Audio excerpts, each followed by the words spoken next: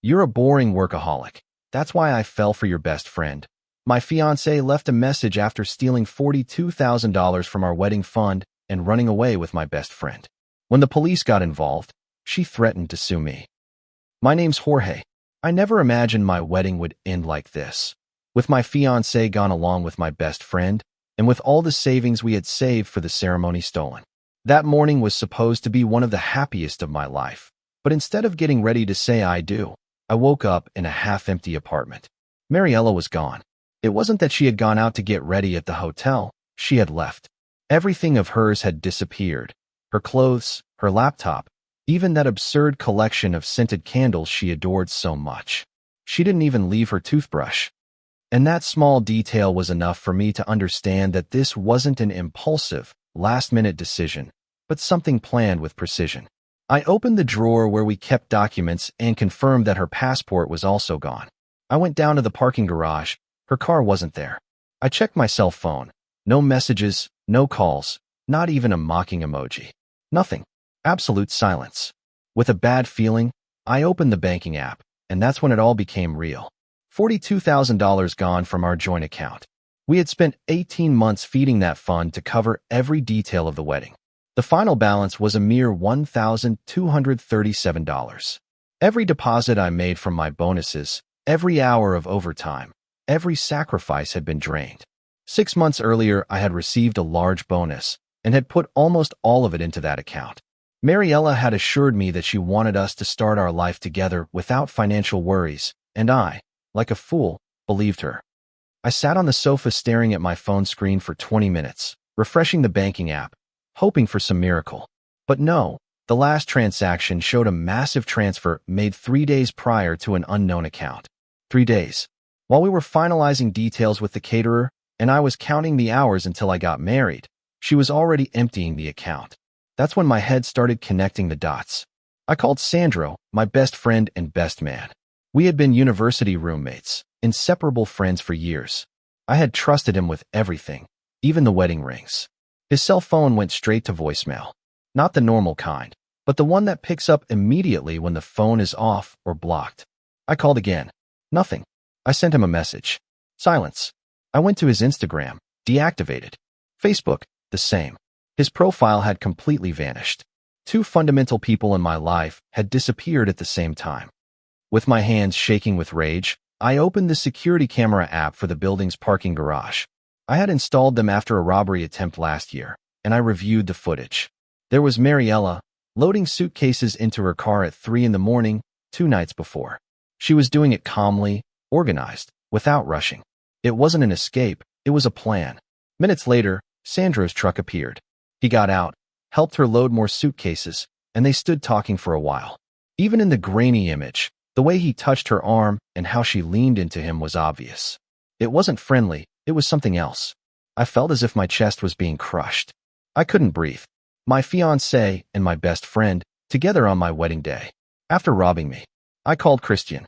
He's the kind of friend that if you asked him, he would help you move a body without asking any questions. I told him everything in 3 sentences, and 15 minutes later, he was at my door with coffee in hand and fury in his eyes. We're going to the police, he said without hesitation. I was already planning on it, I replied. We gathered everything. Screenshots of the bank transactions, messages, copies of contracts signed by both of them, emails from vendors, and the security footage showing Sandro helping her flee. We went to the police station and I filed a report. The detective who took my statement, an older man named Alvaro, was not surprised. He took notes calmly and only asked, "How long do you think they've been planning this?" "I don't know," I answered, "but the tickets were bought a week ago and the transfer was 3 days ago." Alvaro explained that due to the amount and the evidence of premeditation, it was a serious felony. If they crossed state lines, things would get worse. He assured me they would start the investigation immediately. When we got back, Christian and I started calling all the vendors. The venue, the caterer, the band, the photographer. Most of the deposits were non-refundable, another $10,000 lost. But while the money hurt, the betrayal weighed much more. A 6-year relationship, living together for 3. Conversations about children, about buying a house, about a dog that would never exist. Everything destroyed in a matter of hours. But Sandro's betrayal hurt in a different way. You can lose a partner, but a best friend. That feels like the ground being ripped out from under your feet. I didn't sleep that night. I thought about every detail. Since when? How many times had they laughed at me behind my back? How many times did Sandro pretend to be my brother while sleeping with the woman I thought would be my wife? The next day, Alvaro called me. They had tracked Mariela and Sandro through airport records and card transactions. It turned out they had bought tickets to Miami 4 days earlier and traveled together. They were staying in a hotel under Sandro's name. What they didn't count on was Lucia, Sandro's sister. They had blocked me from their private accounts, but she could still see them. She sent me screenshots of their posts, the two of them on the beach, drinking cocktails as if nothing had happened. In one photo, Mariela was wearing the necklace I gave her for her birthday. In another, Sandro was kissing her on the deck of a yacht with his hand on her back. Christian came over that night, and we started digging even deeper. I never imagined that checking call records would lead me to uncover a whole web of lies. For years, Sandro and I had shared the same family phone plan. And although we hadn't lived together for a long time, he had never changed the ownership. A mistake that ended up costing him dearly. When I accessed the account, I found an undeniable pattern. There were records of calls and messages between Sandro and Mariela going back 2 months. They weren't just sporadic conversations. They were hundreds of messages, long calls, and worst of all, many of them late at night, right when Mariela would tell me she was working overtime or out with her sister. But that was just the beginning. I also accessed our cloud storage account, the one we used to back up our phones. She, in her carelessness, had forgotten to disable the automatic backup. Christian and I spent a full 3 hours going through every folder, every file, and what we found made my stomach turn. Photographs of them together in hotels, screenshots of romantic messages, and even videos that made me slam the laptop shut so I wouldn't throw it against the wall. Mariela had documented every step of their affair as if it were a trophy. Among all that digital trash, there was one message exchange that pierced my chest. Sandro, I can't wait until we're finally free. Mariela, Jorge is so naive. He really thinks I love him. Ha ha. I stared at the screen, unable to move. Christian, without saying a word, put a hand on my shoulder. He didn't need to speak. The silence said more than any words of comfort. 2 months. They had been betraying me behind my back for 2 damn months, right while Sandro was agreeing to be my best man, and Mariela was telling me she loved me every day. Christian kept investigating and found something else. Sandro's Venmo account was public. There were the payments. $200 here, $150 there, accompanied by messages like, dinner was amazing, wink, or can't wait to do it again, red heart.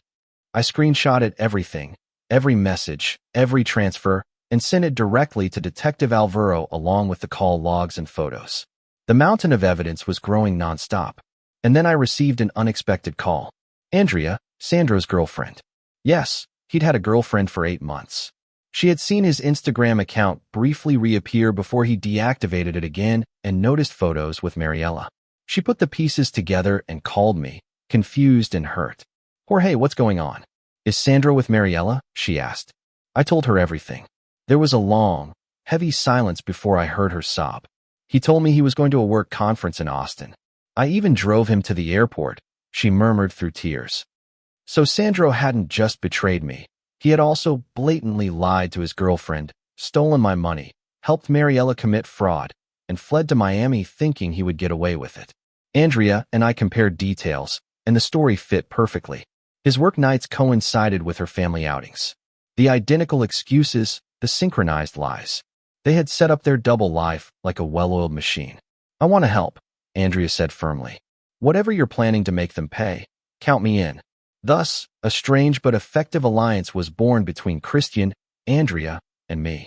We spent the next 2 days gathering solid evidence. Andrea still had the keys to Sandro's apartment, so she went with Christian as a witness to leave no loose ends. Inside they found even more evidence. His laptop with messages to Mariela talking about their new life together. Receipts from a jewelry store for a bracelet he had bought her just last month, and most revealingly, a physical notebook. Yes, Sandro kept a diary, a detailed diary about the affair. In it, he narrated how it all began when Mariela sought him out to vent about wedding stress, how they ended up in his truck after a coffee, how they planned to steal the wedding money and start over somewhere else. Andrea photographed every page with her phone, making sure the dates and locations were visible. We called Detective Alvaro immediately. Within hours, he obtained a warrant to seize the original diary. Everything was documented and sealed under chain of custody, legal and perfectly admissible. Christian had also documented everything else with timestamps and witnesses, so we no longer just had evidence. We had a solid legal framework to ruin them with no room for escape. Detective Alvaro himself admitted that victims rarely came in with such complete evidence. The office of Prosecutor Milagros Martinez got involved as soon as she saw the scale of the case. It was no longer just a robbery. It was fraud, conspiracy to commit a crime, and possibly embezzlement, because Mariela had transferred money through accounts disguised as wedding expenses. And as if all that weren't enough, her family showed up. I, in a fit of contained rage, had sent a single message to her mother. "Congratulations, you raised a thief." 3 days after Mariela disappeared, Elena and Raul showed up at my apartment unannounced, banging on the door at 8 in the morning as if they had any right to my life. I was expecting the investigators with news, but when I opened the door, I was met with Elena's finger pointing at my face. "What did you do to my daughter?" she screamed before I could even say hello. "What did you do to make her run away like that?" she insisted, her voice thick with fury and denial. The irony was that I didn't have to do anything. She and her accomplice had done it all by themselves. When Elena opened her mouth, for a moment I had to restrain myself from exploding. I just stared at her, in silence, feeling a dense mix of anger and exhaustion building up in my chest. "Your daughter stole $42,000 from me and disappeared with my best friend," I said slowly, emphasizing each word. "That's what happened." She took a step forward as if her indignation could erase reality. "Lies. Mariela would never do something like that," she exclaimed with an almost delusional certainty. "We have security footage of her at 3 in the morning, clearly loading her car with Sandro," I replied firmly. "Furthermore, there are records of the transfers and their locations. They're in Miami right now, spending the money she stole from me." Raul, who had remained silent like an awkward piece of furniture behind his wife, cleared his throat and finally spoke. "Now, son, let's be reasonable," he said, trying to sound conciliatory. "Maybe Mariela just needed some space. Young women sometimes get overwhelmed by the pressure of a wedding. This is probably all just a simple misunderstanding." I laughed humorlessly. "A misunderstanding? Emptying a joint account is not a misunderstanding, Raul. It's theft." Elena's face contorted into a mask of contempt. "That money was as much hers as it was yours. If she took it, it's because you surely pressured her with that wedding, controlled her, and made her feel cornered. She had every right to take what was hers." The mental gymnastics she was doing to justify her daughter were Olympic. I had to take a deep breath and speak calmly to keep from shouting. "I have emails, text messages, and contracts that prove we organized the wedding together. I also have proof that she withdrew the money in a planned manner. And if that weren't enough, I have evidence that she's been sleeping with Sandro for 2 months. The impact of my words silenced her for a few seconds, only for her to find another angle of attack. "If she had an affair," she retorted, "it's because you drove her to it. You were probably a terrible fiancé. Mariela is a good girl. She wouldn't have done something like that if you hadn't provoked her. Get out of my apartment," I said this time, without any embellishments or explanations. "Don't you dare talk to me like that," she yelled. "We came to talk some sense into you before you do something stupid, like pressing charges. This can be resolved within the family." "I've already filed a report," I replied calmly. "Against both of them." "What?" they both said in unison. "Get out before I add trespassing to the list of charges." Raul tried to soften his tone, as if we were discussing a domestic misunderstanding. "Jorge, think about it. This could ruin Mariela's life. She's young, only 28. She made a mistake. Yes, but if you withdrew the complaint, we could pay you back and fix everything. Where's the money then?" I asked. The silence was more eloquent than any excuse. Neither he nor Elena answered. "That's what I thought," I finally said. "Your daughter committed a crime. And so did Sandro. They will both have to face the consequences." Elena stepped forward, so close I could feel her hot, rage-filled breath. "You're going to regret this. We're going to make sure everyone knows what kind of man you are." We're going to destroy you. She spat with hatred. I took out my phone, turned on the recorder, and showed her the screen. Please, continue. The prosecutor's office will enjoy hearing this. They left in a fury. Elena, in a final pathetic act of revenge, knocked over a potted plant before slamming the door. The dry crack of the ceramic breaking seemed like the perfect metaphor for what was left of that family. An hour later, when I thought I could breathe a little easier, Rocio, Mariella's older sister, showed up. If Elena was toxic, Rocio was concentrated poison. She was 31, worked in marketing, and had perfected the art of passive aggression as if she had been training her whole life. She didn't even knock. She tried to open the door directly, but Christian was already there and stopped her. Jorge needs to talk to me, she said with a fake smile she didn't even bother to hide. No, he doesn't need anything, Christian replied, arms crossed. It's about Mariella. I have information that can help everyone. As much as everything in me screamed to leave her outside, I gave in. She walked in as if she owned the place. She sat on my couch, took out her phone, and started scrolling without even looking at me. Mariella asked me to give you a message, she said with feigned sweetness. Can she talk to my lawyer or the police? I interrupted bluntly. She wants you to know that she's sorry you're upset, but she felt she had no other choice. She says you were suffocating her, that the wedding was your idea, not hers. I let out a dry laugh. I proposed to her.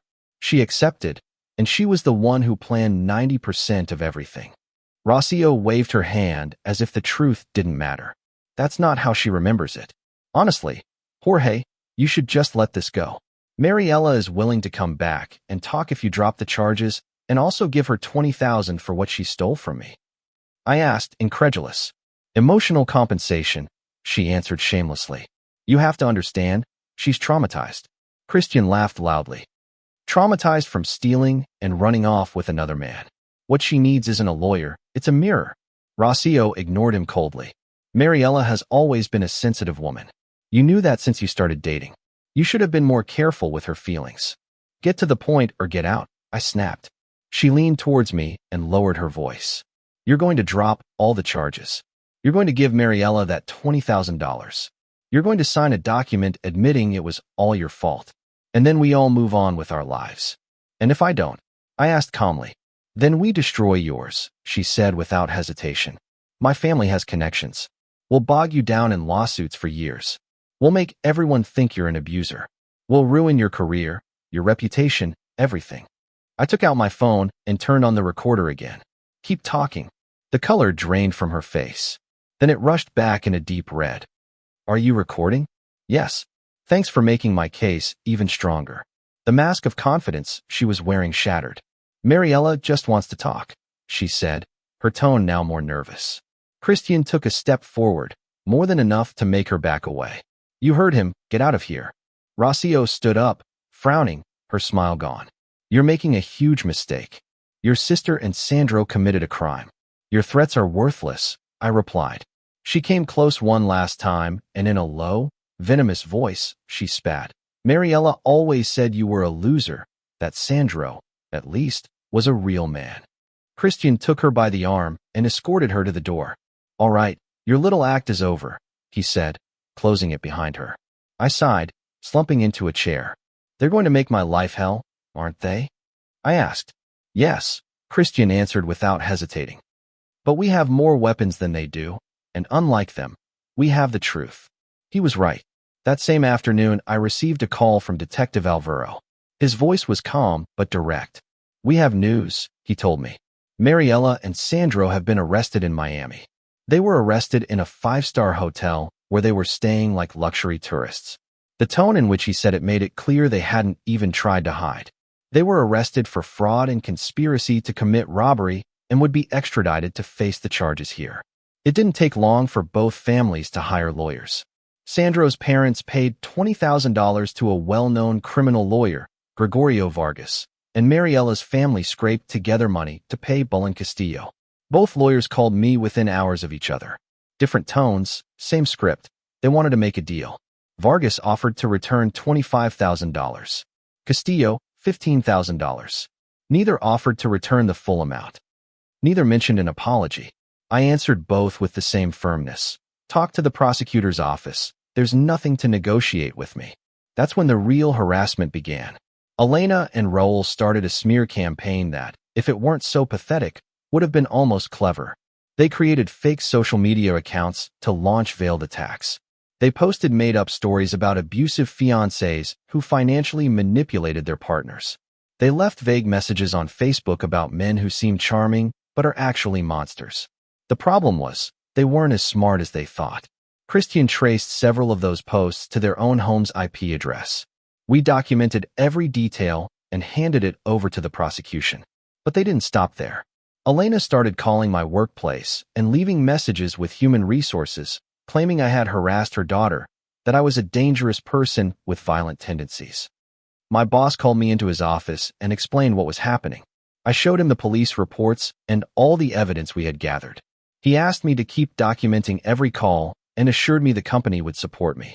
Meanwhile, Raul filed a false police report alleging that I had shown up at his house with a weapon, threatening the entire family. What he didn't expect was for me to have a solid alibi. At the exact moment this was supposedly happening, I was in a work meeting with 12 people. The police corroborated my story and warned him about filing false reports. That warning was also added to the case file. Sandro's family adopted a different strategy. His father, Martin, called me directly to try to arrange a man-to-man deal. Jorge, you and Sandro were friends for years. Are you really going to throw all that away over money and a woman? He said in an almost paternal tone. I cut him off without hesitation. Your son stole from me and slept with my fiancée. No brotherhood is worth anything after that. He made a mistake. He's young, he insisted. He doesn't deserve to go to prison. He's 33 years old, Martin, and he planned this for months. His tone changed. If you go forward with this, you'll regret it. Sandro has friends who won't stand by while you ruin his life. Is that a threat? It's a fact. I recorded that call too and gave it to Detective Alvaro, adding witness intimidation to the list of problems Sandro's family was already accumulating. Meanwhile, his girlfriend Andrea was making moves on her own. She had found evidence that Sandro had been siphoning small sums of money from the company where he worked for some time, inflating expenses, billing personal purchases as work-related, and manipulating accounting reports. She gathered everything and sent it directly to his employer. He was fired 3 days later, and they also filed criminal charges against him. Suddenly, Sandro was not only facing my robbery complaint, but also an investigation for embezzlement from his own company. As the case progressed, settlement offers began pouring in. Gregorio Vargas, his lawyer, called me offering $35,000. Bolin Castillo, Mariella's lawyer, offered $25,000. Both hinted that if I didn't accept, they would drag me through a long and unpleasant legal process. I responded coldly, I'm not interested in your money. See you in court. It was then that Andrea dropped the bomb. She had tracked Sandro's credit card movements. He and Mariella were spending as if nothing had happened in Miami. Luxury hotels, expensive dinners, a boat rental, jewelry. In less than 2 weeks, they had burned through $15,000. They're celebrating as if they've won, Andrea said. Perfect, Christian replied with a smile. That's going to be gold at trial, spending stolen money while on the run from justice. The prosecutor in charge, Milagros Martinez, called me personally.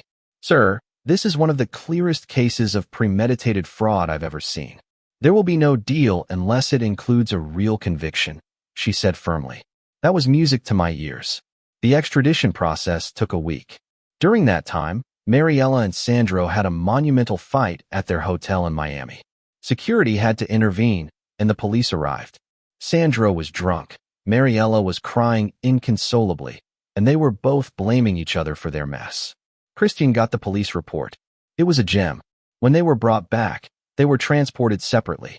Mariella was released after posting a $50,000 bond, which her parents covered.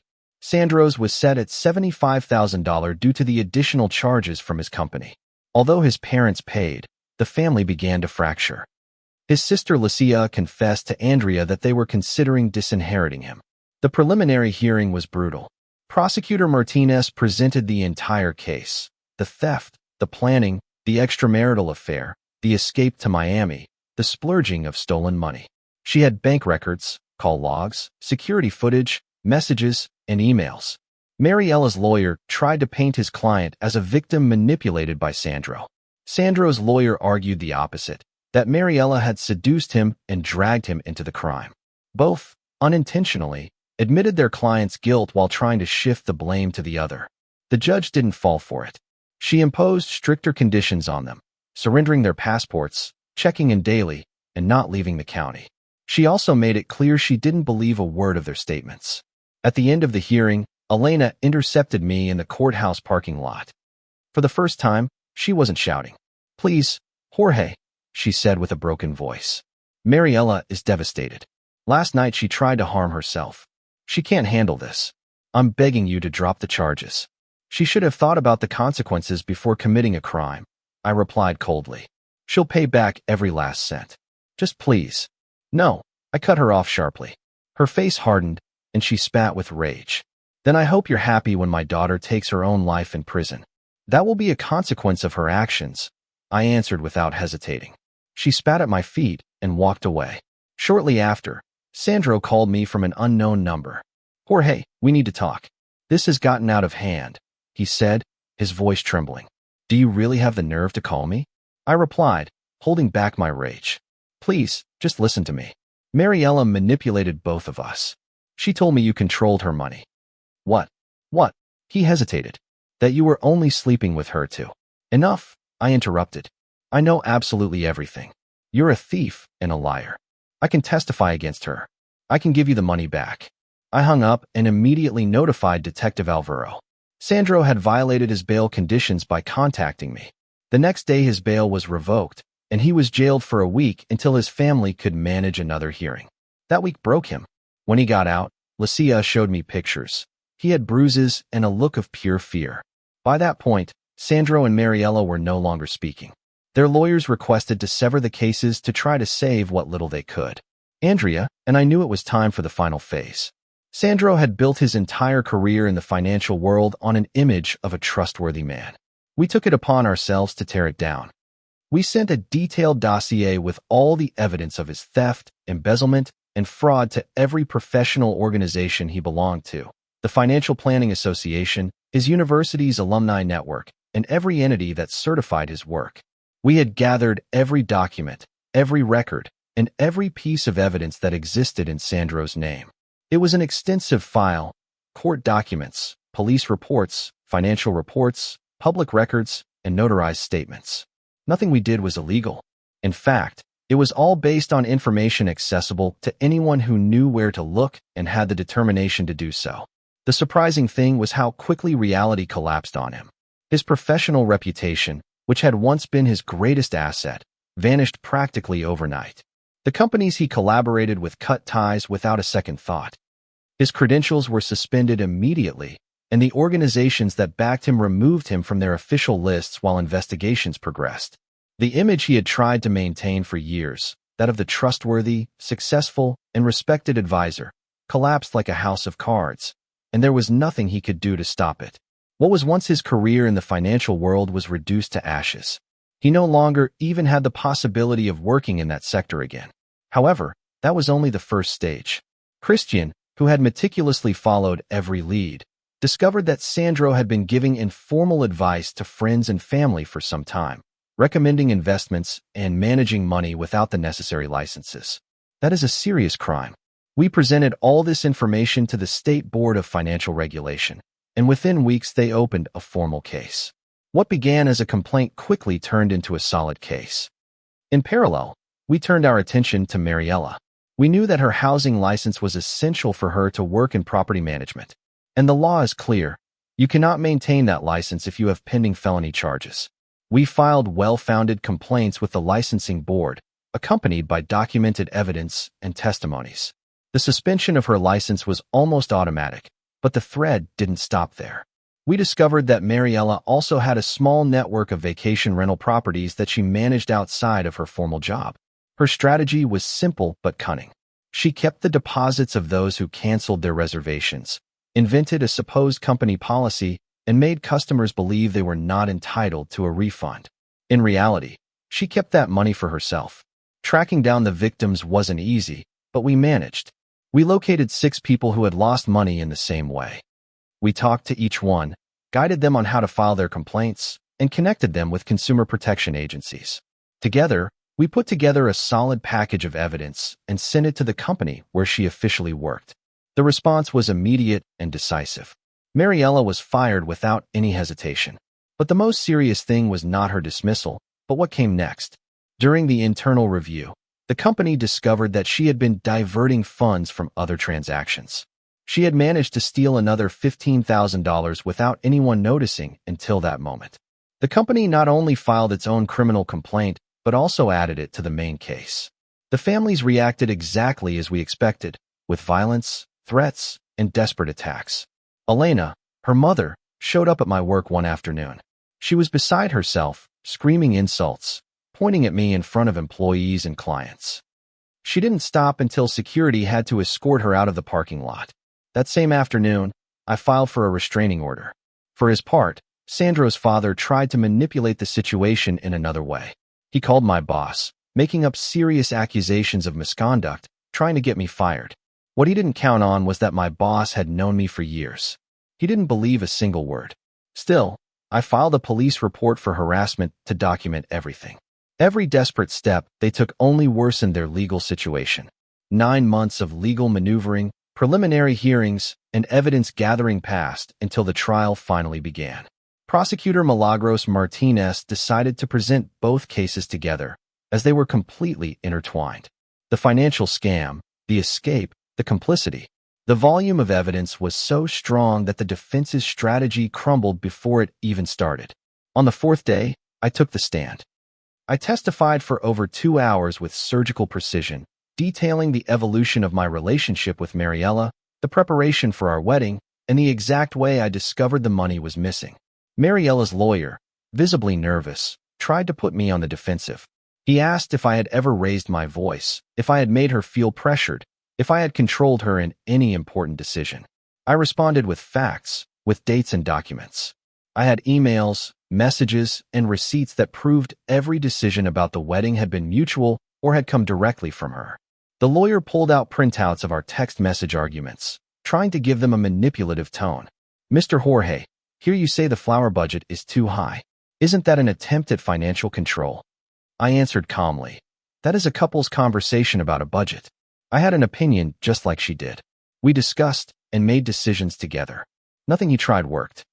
His maneuvers were fragile against the records and the clarity of the facts. On the 8th day, Mariella took the stand. She cried from the first minute, claiming she had felt trapped and isolated. Her words sounded rehearsed, and it was clear her lawyer had prepared her to sell a victim image. But Prosecutor Martinez had the trump card. Her social media posts made just a week before the robbery. They were photos of us, hugging, smiling, with captions like, "I can't wait to marry this wonderful man." Added to that was a video from our engagement party 6 months earlier, where Mariella gave an emotional speech about our future together. The contrast between those images and her testimony was devastating. Sandro's defense, on the other hand, was pathetic. His lawyer tried to plead temporary insanity, arguing that Sandro was so obsessed with Mariella that he had lost the ability to think rationally. The jury was quick to see through the charade. They deliberated for only 4 hours. The verdict was unanimous, guilty on all charges. The jury forewoman, as she read it, had a face hardened with contempt. The sentence was harsh but fair. Mariella received 3 years in state prison, 5 years of probation, full restitution of $42,000 plus interest, and a permanent criminal record. She cried uncontrollably at the hearing. Elena exploded in screams at me, and the guards had to forcibly remove her. Raul, on the other hand, remained seated, motionless, with a vacant expression. Sandro was sentenced to 4 years in prison, 5 of probation, full repayment of the stolen money to both me and his company, and a mark that would exclude him from the industry forever. But this wasn't the end. Mariella permanently lost her professional license and could never work in the sector again. The civil lawsuits from the victims totaled over $60,000. Her parents, who had mortgaged their house to pay her bail, were forced to face foreclosure. 3 months after the sentencing, they lost their home. Sandro had it even worse. The financial board fined him $50,000.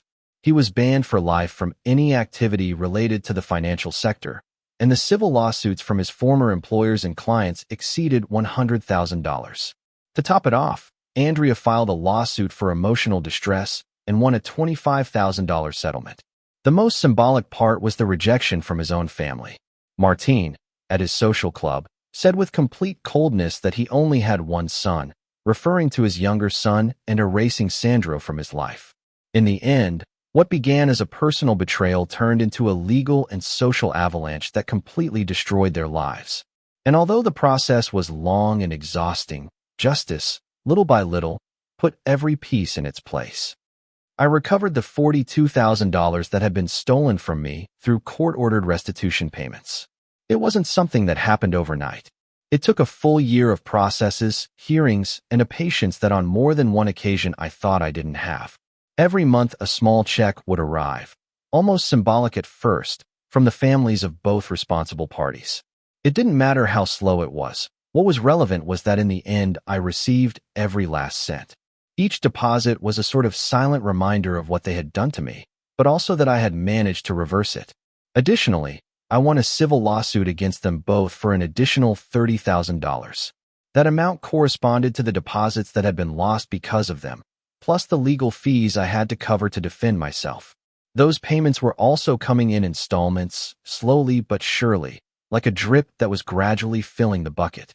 I knew that although it would take time, they would end up paying everything, and that certainty was in itself a form of justice.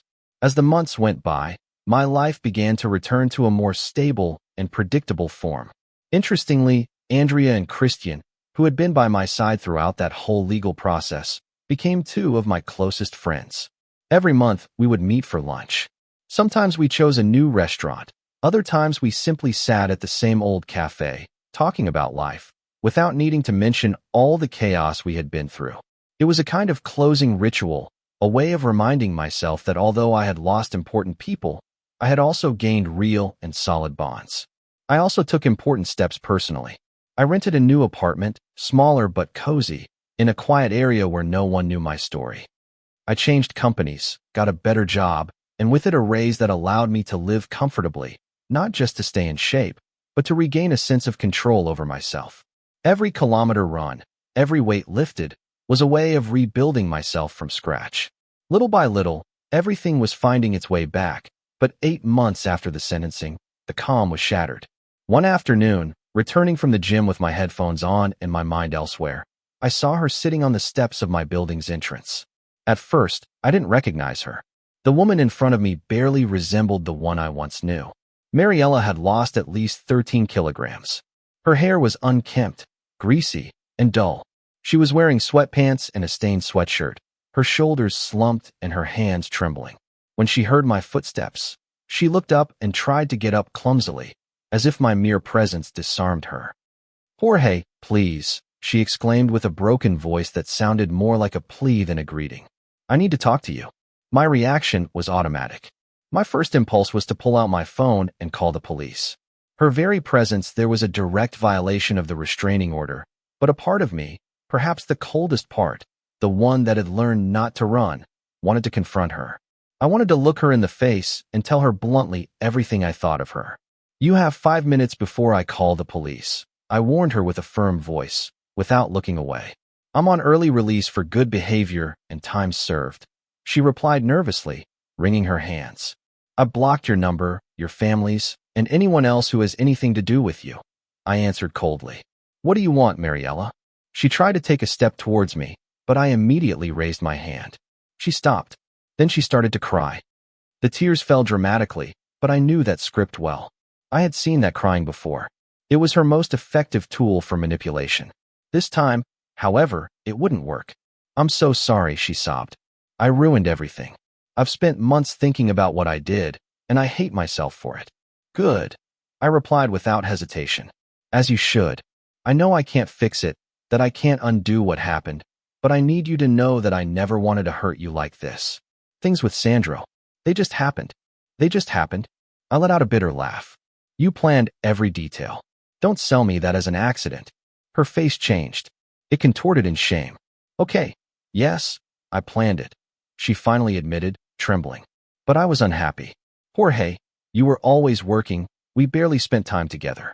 I felt invisible. Sandro paid attention to me. He made me feel important. I laughed in disbelief. The audacity was almost comical. I was working to pay for the wedding you wanted, to build a future with you. And meanwhile, you were sleeping with my best friend and plotting how to rob me. I know, she said, her voice breaking. And I'm sorry. Prison was horrible. Do you know what it's like in there? I don't care, I replied in a dry, sharp tone. That was enough to silence her. My voice was so firm she didn't even try to argue. I don't care that you're sorry, I continued. I don't care that you're having a hard time. You made your decisions. Now you have to live with the consequences. But I already paid, she suddenly shouted. I lost everything. My family was ruined because of me. I have a record and no decent place will hire me. Then, as if a mask slipped from her face, the tears vanished and were replaced by an expression full of resentment. You're a fool, she spat with rage. You could have dropped the charges. You could have let me pay you back, but you didn't have to destroy my life over money.